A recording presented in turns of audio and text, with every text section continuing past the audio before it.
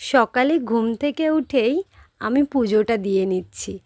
আজকে একটু দিনটা অন্যরকম। অন্যরকম বলতে আজ একটা স্পেশাল দিন। সেই স্পেশাল দিনটা কী বলো তো? কেউ কি গেস্ট করতে পারছো? পারবে না জানি।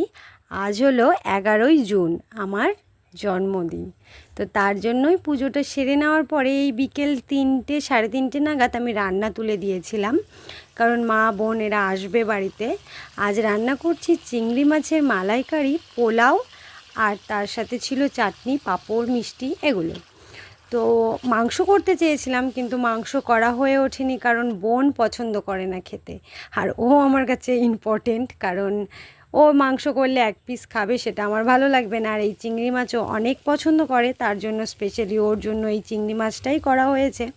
তো আমার রান্না শেষ করতে করতে প্রায় সন্ধে হয়ে এসেছিলো, মানে সন্ধেই হয়ে গেছে। তো আমি সব গুছিয়ে স্নান করে আবার সন্ধে দিয়ে ঘরে এলাম। এই টুকিটাকি কয়েকটা জামা ছিল মেয়ের, সেগুলো গুছিয়ে নতুন একটা চাদর পেরে নিলাম। কেমন হয়েছে চাদরটা জানিও কিন্তু কমেন্ট।